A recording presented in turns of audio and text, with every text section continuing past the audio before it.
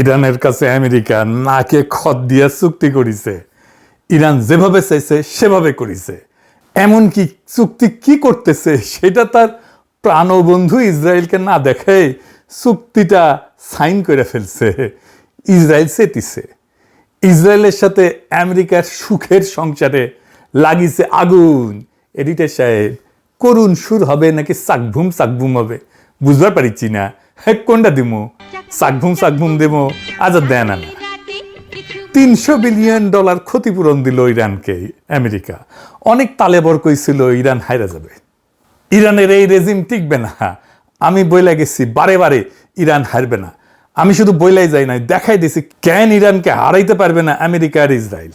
বাংলাদেশে একটা প্রবাদ আছে, কাঙালের কথা বাজি হইলে ফলে। পিনাকি কাঙালের কথা বাসি হয়ে ফললো। আমি এই জন্যে ইমাম খামেনিকে মেরে ফেলার পর বাংলাদেশের পররাষ্ট্র মন্ত্রণালয়ের বিবৃতি নিয়ে রজার খলিলের ধুইছিলাম, উনারে তুলাধনা করছিলাম। এডিটর সাহেব তুলাধনার সাউন্ড দেন। উনার জ্ঞান নাকি সুয়ায় পড়ে আন্তর্জাতিক রাজনীতি নিয়ে, ভূ রাজনীতি নিয়ে, জিও পলিটিক্স নিয়ে, পররাষ্ট্র বিষয়ে। কইছিলাম এটা ইরান মনে রাখবে, কইছিলাম আমেরিকা হারবে আর দুনিয়ার পাওয়ারের ব্যালেন্স বদলায় যাবে। হইল এখন ইরান সামরিকভাবে দুর্বল ছিল, অনেক দুর্বল আমেরিকা আর ইসরায়েলের সম্মিলিত শক্তির কাছে।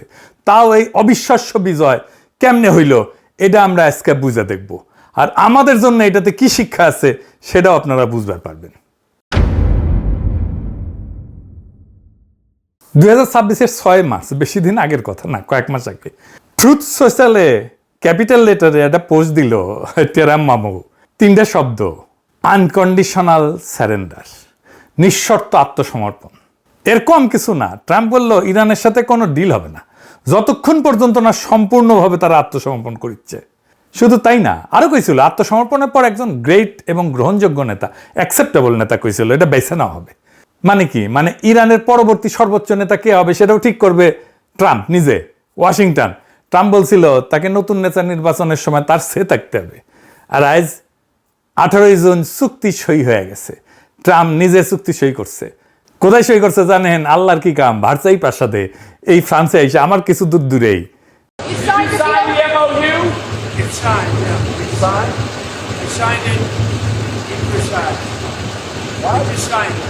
আর ইরানের প্রেসিডেন্ট পেজেশকিয়ান এটা আলাদাভাবে সই করে এক্সে ছবি পোস্ট করছে, ক্যাপশন দিছে একটা ঐতিহাসিক দলিল এবং একটা শক্তিশালী ইরানের বার্তা, পারস্পরিক সম্মানের ছায়ায় শান্তি অর্জিত হবে। আর এই চুক্তিতে নিঃশর্ত আত্মসমর্পণ শব্দটা কোথাও নাই, বরং কি আছে সেটা আমি আপনাদের লাইন বাই লাইন পড়ে শোনাবো। আর তারপরে আপনারাই বলবেন কে কার কাছে আত্মসমর্পণ করলো। ইরান কেন নেগোসিয়েশনটা তার পক্ষে করতে পারলো সেটা আমি দেখাবো আপনাদেরকে আজকে। প্রথমে দিকে আলোচনাটা দুই পক্ষে কারা চালাইলো। এক পাশে বসছে আব্বাস আরাগাজি, ইরানের পররাষ্ট্রমন্ত্রী, কেন্ট বিশ্ববিদ্যালয় থেকে রাষ্ট্রবিজ্ঞানে পিএইচডি। 1989 সাল থেকে, মানে 37 বছর ধরে কূটনীতিক, ডিপ্লোম্যাট। জাপানের রাষ্ট্রদূত ছিল, ফিনল্যান্ডে ছিল, এস্তোনিয়ার রাষ্ট্রদূত ছিল। ইরান ইরাক যুদ্ধের রক্তে ভেজা প্রজন্মের মানুষ, আমাদেরই প্রজন্মের মানুষ। 2015 সালে পরমাণু চুক্তির অন্যতম স্থপতি ছিল সে। আর অন্য পাশে কারা? স্টিভ উইটকফ আর জ্যারেড কুশনার। দুজনে কি করে জানেন? রিয়েল এস্টেট ব্যবসায়ী, পররাষ্ট্রনীতিতে কোনো অভিজ্ঞতা নাই। কুশনার ট্রাম্পের জামাই, মানে জামাই কোটায় ঢুকিছে ওই, তার সরকারি কোনো পদই কলে নাই। ট্রাম্পের নিজের দলের সিনেটর টম টিলিজ ওই পর্যন্ত কইছে যে এটা কোনো মানেই হয় না। পররাষ্ট্রনীতিতে অভিজ্ঞতাহীন, সিনেট কনফার্মেশন ছাড়া দুইজন লোক কিভাবে রাশিয়া, ইরান আর ইসরায়েলের সাথে শান্তি আলোচনায় নেতৃত্ব দিচ্ছে। মজার ব্যাপার হয়েছে কি জানেন? মাস্কটের আলোচনায় আরাগাজিকে নাকি উইটকফকে একাধিকবার বুঝাই দিতে হয়েছিল পরমাণু জ্বালানি উৎপাদনের ধাপগুলো কি কি এবং একটা এনরিচমেন্টের ফ্যাসিলিটি আর রিঅ্যাক্টরের মধ্যে পার্থক্য কি। বুঝি চাও? ইরানের পররাষ্ট্রমন্ত্রীকে আমেরিকাকে পড়াইতে হইতেছে কোন জিনিসটা নিয়ে তারা আলোচনা করতেছে। একদিকে 4000 বছরের একটা সভ্যতা যে জানে ধৈর্য কাকে বলে, ইতিহাস কাকে বলে, অন্যদিকে একটা থার্ড ক্লাস ব্যবসায়ী যার কাছে সবকিছু একটা রিয়েল এস্টেট ডিল। ইরান ওই আলোচনাটা চালাইলো কেমনে জানেন? জানলে টাস্কি খেয়ে যাবেন। ট্রাম্প পুরাই ঘুরে গেছে, তাই না? কেমনে ঘুরলো ট্রাম্প? বিশাল একটা ঘটনা আছে। আলোচনার প্রথম রাউন্ডের পর ইরান তার উপদেষ্টা দলে 2জন সিনিয়র মনোবিজ্ঞানীকে যুক্ত করে। কেন? তারা ট্রাম্পকে স্টাডি করে, তার সাইকোলজি স্টাডি করে, আর তার ভিত্তিতে তারা ট্রাম্পকে বার্তা দেয়। ইরান আমেরিকাকে স্টাডি করেনি, ইরান মানুষটাকে স্টাডি করেছে। তারা বুঝছিল এই প্রেসিডেন্সিটা প্রতিষ্ঠান দিয়ে চলতেছে না, এখন একজন ব্যক্তির মেজাজ দিয়ে চলে। কাজে এই প্রতিষ্ঠানের সাথে লড়াই না করে তারা ব্যক্তির মনস্তত্ত্বকে স্টাডি করলো। ট্রাম্পের মনস্তত্ত্ব যায় না, ইরানের ঠিক কি কি লাভ হইল আসেন সেটা দেখি। ইরানের প্রত্যেকটা বার্তা কাতারে আর ওমানের মধ্যস্থতাকারীদের হাত ঘুরে ট্রাম্পের কাছে পৌঁছাইতো। মানে ইরান জানতো শব্দ বাছাই কতটা গুরুত্বপূর্ণ। ভুল শব্দ মানে ট্রাম্পের চান্দি গরম। মনোবিজ্ঞানীরা ঠিক করে দিতেন কোন বার্তায় ট্রাম্প কি প্রতিক্রিয়া দেখাইতে পারে। মনোবিজ্ঞানীদের সুপারিশ মতো ইরান লিখিত যোগাযোগ আর আলোচনার কৌশল ঠিক করত। আর তারপর থেকেই ট্রাম্প ক্রমাগত ইসরায়েলের উপরে বিলা হইতে থাকে। ইরান ট্রাম্পকে বুঝাইতে পারলো যে ইসরায়েলের নীতি আমেরিকাকে এই অর্থহীন যুদ্ধে টেনে আনছে এবং এটাতে আমেরিকার ক্ষতি হইতেছে। এটা কাজ করলো। ট্রাম্প নেতানিয়াহুকে পাগল বলল, বিচার বুদ্ধিহীন বলল, গালি দিল। সাইকোলজিস্টরা কইছিল ট্রাম্প চাইছিল এমন একটা বিজয় যা বর্ণনা করা যায়, প্রচার করা যায়, ন্যারেটেবল ভিক্টরি হিসাবে। আর ইরান চাইছিল আত্মসমর্পণ ছাড়া চুক্তি। ইরান বুঝে গেছিল ট্রাম্পের আসলে দরকার বাস্তব বিজয় না, বিজয়ের একটা গল্প। তাই ইরান তাকে গল্পটা বলতে দিছে আর নিজে নিয়ে আসছে আসল জিনিসগুলো। অবরোধ তুলে ফেলছে, নিষেধাজ্ঞা বাতিল, আটকানো সম্পদ ফিরে পাইছে। মানে এটা শুধু একটা বুদ্ধিদীপ্ত কৌশল ছিল না, এটা রেজাল্ট দিছে। একদম গুনে গুনে অঙ্ক কষে মাপা যায় এমন রেজাল্ট দিছে। এবার আসেন দেখি চুক্তিতে কি লেখা আছে। 1 নম্বর দফা, যুদ্ধের তাৎক্ষণিক এবং স্থায়ী সমাপ্তি সব ফ্রন্টে, লেবানন সহ কেউ কারো বিরুদ্ধে কোনো হামলা করবে না। 2 নাম্বার, 2 দেশ একে অপরের সার্বভৌমত্ব, আঞ্চলিক অখণ্ডতাকে সম্মান করবে এবং আভ্যন্তরীণ বিষয়ে হস্তক্ষেপ করবে না। মার্চে ট্রাম্প বলছিল ইরানের পরবর্তী নেতা নির্বাচন করে দিবে। আর জুনের চুক্তিতে আমেরিকায় সই করতেছে আভ্যন্তরীণ বিষয়ে হস্তক্ষেপ করবে না। আমরা তোমাদের নেতা ঠিক করব থেকে আমরা তোমাদের আভ্যন্তরীণ বিষয়ে হাত দেব না। বুঝেছেন তো, কুটি থেকে কুটি আসিছে। 4 নম্বর দফা, আমেরিকা নৌ অবরোধ তুলে ফেলবে। 30 দিনের মধ্যে ইরানের আশপাশ থেকে নিজেদের সেনা প্রত্যাহার করবে।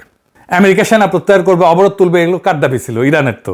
6 নম্বর দফা, আমেরিকা আঞ্চলিক অংশীদারদের নিয়ে ইরানের পুনর্গঠনে এবং অর্থনৈতিক উন্নয়নে কমপক্ষে $300 বিলিয়ন একটা সুনির্দিষ্ট পরিকল্পনা তৈরি করবে। যে দেশকে নিঃশর্ত আত্মসমর্পণ করতে বলা হয়েছিল তার পুনর্গঠনের জন্য 300 বিলিয়নের অঙ্গীকার। 7 নম্বর দফা, আমেরিকা সব ধরনের নিষেধাজ্ঞা বাতিলের অঙ্গীকার করবে, সব স্যাংশন তুলে নেবে। জাতিসংঘ নিরাপত্তা পরিষদ রেজলিউশন, IAEA, বোর্ড অফ গভর্নর্সের নিষেধাজ্ঞা, সব একতরফা মার্কিন নিষেধাজ্ঞা, প্রাইমারি এবং সেকেন্ডারি সব তুলে ফেলবে।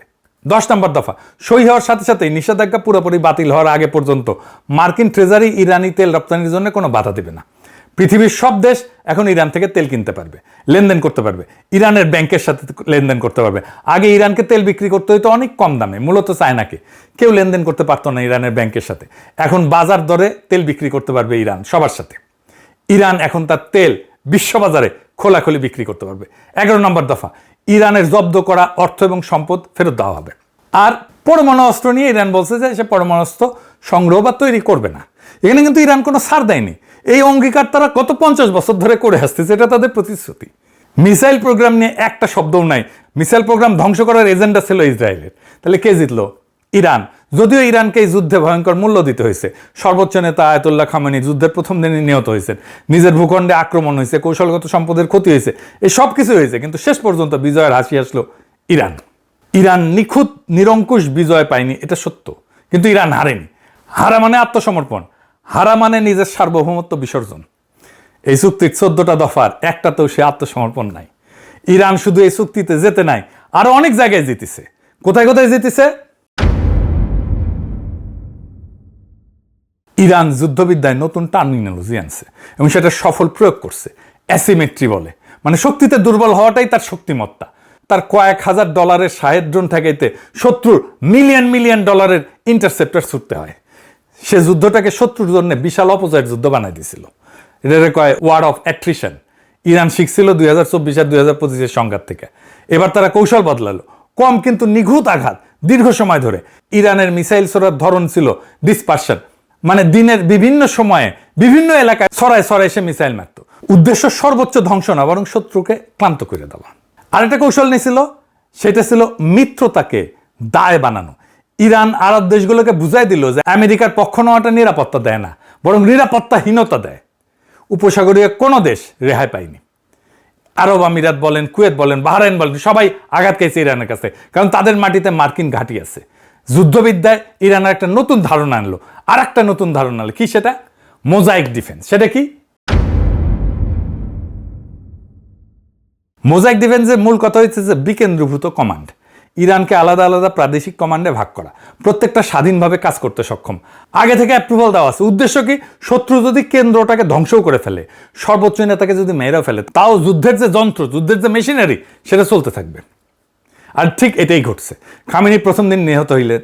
আমেরিকা ইসরায়েল ভাবছিল মাথা কাটলে শরীর পড়ে যাবে, কিন্তু মাথা কাটা গেল, কিন্তু শরীর চলতেই থাকলো। আর সবচেয়ে বড় চমকপ্রদ ব্যাপার ছিল চতুর্থ উত্তরসূরির একটা ধারণা, মডেল। এই ব্যবস্থায় প্রত্যেকটা গুরুত্বপূর্ণ নেতৃত্বের পদের জন্য একাধিক নামধারী উত্তরসূরি ঠিক করা থাকে, প্রত্যেকটার জন্য 3 ধাপ নিজে পর্যন্ত। মানে একজন কমান্ডার নিহত হলে সাথে সাথে পরের জন দায়িত্ব নেবে, কোনো শূন্যতা ছাড়াই। আরাগাজি 1 মার্চ নিজেই বলছিলেন, মোজাইক ডিফেন্স 2 দশক ধরে মার্কিন হস্তক্ষেপ থেকে শেখা। এটাই ইরানকে সিদ্ধান্ত নিতে দেবে কখন যুদ্ধ শেষ হবে। বুঝিসাও? মানে বলছে, ওরাই বলছে আমরা ঠিক করব কখন যুদ্ধ শেষ হবে। এটাই ছিল তাদের আসল অস্ত্র। আর কস্ট অ্যাসিমেট্রি তো আছে, সস্তা ড্রোন দিয়া দামি প্রতিরক্ষাকে ফোকলা করিয়া দিছে একেবারে। এন্ড ইসরায়েল কি বলিছে এই চুক্তি দেখা? আমেরিকার ইসরায়েলের বাইরাবাড়ি শুরু হয়ে গেছে। এটা সাউন্ড দেন, বাইরাবাড়ি সাউন্ড দেন। ইসরায়েল তো মহাবিলা। নেতানিয়াহু নিজের সাবেক জাতীয় নিরাপত্তা উপদেষ্টা ইয়াকব আমিদ্রর, সে কইছে যে এটা একটা বাজে চুক্তি। আমেরিকানরা নগদ অর্থ দেইলা বড় জোর একটা কাগজ পেয়েছে, কইছে ইচ্ছাপত্র, অভিপ্রায়পত্র। টাইমস অফ ইসরায়েলের সম্পাদক এটা বলছে বিপর্যয়কর আত্মসমর্পণ। আর সাবেক উপনিরাপত্তা উপদেষ্টা চাক ফ্রিলিক বলছে যে ইরান আরো শক্তিশালী হইয়া বেড়াইছে। আত্মসমর্পণ যেই শব্দ মারছে, ট্রাম্প ইরানকে হুমকি দিছিল, জুনে সেই শব্দ দিয়া ইসরায়েলেরা নিজেদের অবস্থা বর্ণনা করতেছে। আর ইসরায়েলে ক্ষোভের জবাবে আমেরিকা কি করলো? পিঠ চাপড়ে সান্ত্বনা দিল না ধমক দিছে। 18 জুন হোয়াইট হাউসে ব্রিফিংয়ে ভাইস প্রেসিডেন্ট জেডি ভ্যান্স ইসরায়েলকে বলছে, একটা সলিড বাম্বু দিছে, বলছে যে আমি ইসরায়েলের মন্ত্রিসভায় থাকলে গোটা দুনিয়ায় আমরা একমাত্র শক্তিশালী মিত্রকে আক্রমণ করতাম না। আমেরিকার ভাইস প্রেসিডেন্ট ইসরায়েলকে মনে করায় দিচ্ছে তোমার একমাত্র বড় মিত্র আমরা, আর তোমরা বাকি দুনিয়াকে চটায় ফেলছো। ট্রাম্পই তার ভাষায় এই মুহূর্তে দুনিয়ার একমাত্র রাষ্ট্রপ্রধান যে ইসরায়েলের প্রতি সহানুভূতিশীল। আর সবচেয়ে কড়া খোঁচাটা ভ্যান্স মনে করায় দিচ্ছে, ইসরায়েলের প্রতিরক্ষা অস্ত্রের 2/3 আমেরিকার হাতে তৈরি, আমেরিকান করদাতার পয়সায় কেনা। এইটা একটা প্রচ্ছন্ন হুমকি। চুক্তি ভাঙলে এই অস্ত্রের যোগান বন্ধ হইতে পারে। ইরানকে নিঃশর্ত আত্মসমর্পণ যে করাইতে চাইছিল, সেই আমেরিকায় এখন তার নিজের ঘনিষ্ঠতম মিত্রকে প্রকাশ্যে ধমকাইতেছে ইরানের সাথে করা চুক্তি রক্ষা করার জন্য। ডিভোর্সটা আর গোপন নাই, টিভি ক্যামেরার সামনে। আমেরিকা আর ইসরায়েলের প্রণয়ের ফলে জন্ম নিছিল ইন্ডিয়া, এ তো এতিম হইয়া গেল। এইবার হবে এটা সানায়ের করুণ সুর। কিন্তু এর মধ্যে দিয়া কি তৈরি হইল? একটা নতুন মধ্যপ্রাচ্য। ভারসাম্য বদলে গেল, সম্পর্ক বদলে গেল একটি পলকে। কি সেটা? দুবাই কিন্তু শেষ। ইরানের উপরে আমেরিকার কড়া নিষেধাজ্ঞার কারণে ইরান আন্তর্জাতিক ব্যাংকিং ব্যবস্থা থেকে বিচ্ছিন্ন ছিল। সেই জন্যে ইরানি ব্যাংকগুলো কোনো লেনদেন করতে পারতো না। মানে ইরানের সরাসরি ডলারে আন্তর্জাতিক বাণিজ্য করতে পারতো না। তেল বেচে টাকা আনা বা বিদেশ থেকে পণ্য কেনার বিল মেটানো কোনোটাই সরাসরি সম্ভব ছিল না। তাহলে ইরান কি করত? সে দুবাইকে ব্যবহার করত মধ্যবর্তী আর্থিক চ্যানেল হিসাবে। হাজার হাজার ইরানি ব্যবসায়ী দুবাইয়ে কোম্পানি এবং ব্যাংক অ্যাকাউন্ট খুলে রাখত। দুবাই ভিত্তিক কোম্পানি এবং মানি এক্সচেঞ্জ দেয়া ইরান তার লেনদেন ঘুরায় ঘুরায় করত। ইরানি তেলের টাকা সরাসরি তেহরানে আসতো না, আসতো দুবাইয়ের একটা কোম্পানির অ্যাকাউন্টে। তারপর সেখান থেকে পণ্য বা অন্য রুটে ইরানে পৌঁছাইতো। ইরানের এই টাকা তো আর দুবাই আসবে না, তার মানে দুবাইয়ের অর্থনীতি ছোট হয়ে যাবে। কাতারের গুরুত্ব কমবে। কেন? কাতার ছিল কূটনৈতিক মধ্যস্থতাকারী ইরান আর আমেরিকার। কাতার একই সাথে দুই পক্ষের বন্ধু। একদিকে কাতারের আল উদেইদ বিমান ঘাঁটি আছে আমেরিকায়, সবচেয়ে বড় বিমান ঘাঁটি এইটা মধ্যপ্রাচ্যে, মানে ওয়াশিংটনের ঘনিষ্ঠ মিত্র। অন্যদিকে কাতার ইরানের সাথেও সুসম্পর্ক রাখে, কারণ দুই দেশ বিশ্বের বৃহত্তম প্রাকৃতিক গ্যাস ক্ষেত্র সাউথ পার্স আর নর্থ ডোম ভাগাভাগি করে, যা পারস্য উপসাগরে আছে। এটা তাদের যৌথ সম্পদ। এই কারণে কাতার ইরানের সাথে শত্রুতা করতে পারে না, ইরানও কাতারের সাথে শত্রুতা করে না। এই দ্বৈত বন্ধুত্বই কাতারকে আদর্শ একটা মধ্যস্থতাকারী বানাইছে। আমেরিকা ইরান যেহেতু 1980 সাল থেকে সরাসরি কূটনৈতিক সম্পর্ক রাখে না, তাই তাদের একটা বিশ্বস্ত তৃতীয় পক্ষ দরকার যে দুই তরফেই বার্তা পৌঁছে দিতে পারে।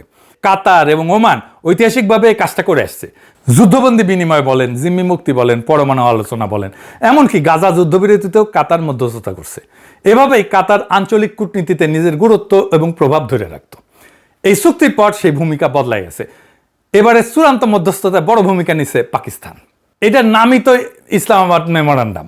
পাকিস্তানকে ধন্যবাদ দেয় ইরানের রাস্তায় রাস্তায় মিছিল করছে ইরানিরা।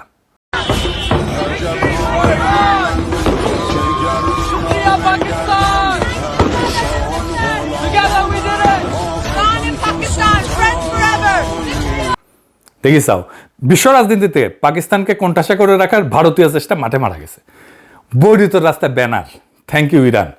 32 বছর লেবাননে থাকা বিশেষজ্ঞ নিকোলাস ড্যানফোর্ড বলছেন, হিজবুল্লাহ 4 দশকের সবচেয়ে আত্মবিশ্বাসী হয়ে বেড়াইছে। তার মানে হিজবুল্লাহ শক্তি সঞ্চয় করছে। ইরান আলোচনায় শর্ত দিছিল, লেবাননে ইসরায়েলি হামলা বন্ধ করতে হবে। মানে ইরান শুধু নিজের জন্য না, পুরো মিত্র পক্ষের জন্য দর কষাকষি করছে। আর শান্তির দূত হিসাবে পাকিস্তানের ভাবমূর্তি বদলাই গেছে। আমাদের অঞ্চলের ভূ রাজনীতির জন্য এটা একটা গুরুত্বপূর্ণ পরিবর্তন। যে দেশকে এক ঘরে করার কথা ছিল, সে এখন বিশ্ব রাজনীতির কূটনীতির কেন্দ্রে। এইবার তারেক রহমানকে একটা ধন্যবাদ দিই। সে একজন বিশ্ব রাজনীতিতে 10টা পিএইচডি করা স্ট্র্যাটেজিক অ্যাডভাইজার রাখিছে, যে ইরান যুদ্ধের ভবিষ্যৎ নিয়ে ভবিষ্যৎবাণী করেছিল। অক্ষরে অক্ষরে পয়েন্টে পয়েন্টে মিলে গেছে। হ্যাঁ, শুনে নেই এটা সেটা। হ্যাঁ, এইটা সে শোনান। ইরান খুব বেশি সুবিধে করতে পারবে না, এটা মনে করার কারণ ছিল। ইরান পরাজিত হওয়ার মুখে আছে, এটা অনুমান কেন করা যাচ্ছিল এবং এটা বাস্তবে হচ্ছে, সেটা হচ্ছে যুদ্ধটা ধরে রাখা আসলে ইরানের জন্য মেজর সংকট হবে। কিন্তু ইরান এই চাপটা মোটামুটি নিশ্চিত যে ধরে রাখতে পারছে না। তাহলে ইরান কি সাস্টেইন করতে পারবে? উত্তর হচ্ছে পারবে না। এটা পারার কথা ছিল না। যে রেজিম তাদের আছে, এই রেজিমটা তাদের সব রকম বিকাশকে রুদ্ধ করে বলে আমি মনে করি। কিন্তু রাশিয়াও কি ইরানকে কোনো অস্ত্র সাহায্য করবে? আমার মনে হয় না। চায়নাও কি করবে? আমার মনে হয় না। চায়না এই যুদ্ধে অন্তত অস্ত্র দিয়ে ইরানকে সাহায্য করবে মনে করার কারণ নেই। কিন্তু ইরান এটা আসলে আর বেশি দিন চালাতে পারবে না। ইনফ্যাক্ট একটা হিসেবে দেখা গেছে যে আস্তে আস্তে ইরানের মিসাইল লঞ্চিং কমছে, আর ইরান খুব বেশি দিন মানে যুদ্ধটা চালিয়ে যেতে পারবে না। এটা মোটামুটি নিশ্চিতভাবেই বলা যায়। হঠাৎ কিছু মিসাইল অ্যাটাক সে করবে। এই মুহূর্তে বলা যায় ইরান বেশ সংকটে আছে এবং সে খুব বেশি আগাতে পারবে না। ইরানের রেজিম খুব বড় চাপের মুখে আছে। সেই রেজিমের পতন হওয়ার সম্ভাবনাও খানিকটা আছে, অনেক এখনও দেখছি না, কিন্তু সম্ভাবনা উড়িয়ে দেওয়া যাবে না। শুনিছেন, মিলিছে না? ওরে তো ইলন মাস্ক টোকাই নিতে গেছিল, পারে নাই, খপ কইরা তারেক রহমান তার উপদেষ্টা বানায় দিচ্ছে। ইনকা স্ট্র্যাটেজিক উপদেষ্টা থাকলে হাঙ্কেরে আর কোনো চিন্তা নাই। যাই হোক, আজকের দিনটা নোট করে রাখেন। বিশ্ব রাজনীতিতে, বিশ্ব অর্থনীতিতে ভারতের ভূমিকা কমতে থাকবে এখন থেকে ক্রমাগত। ভারতের পতন শুরু হইল, আমরা এক নতুন কাল পর্বে প্রবেশ করলাম। এইটা আমাদের জন্য সুসংবাদ। দুনিয়ার আগের মতো থাকবে না। আমরা যেই দুনিয়ার স্বপ্ন দেখি, সেই দুনিয়া তৈরি হওয়া শুরু হলো। আপনাদের অভিনন্দন। এই বিজয় আপনাদেরও, এই বিজয় মজলুমের। নতুন দুনিয়ায় আপনাদের স্বাগত জানাই। ইনকিলাব জিন্দাবাদ।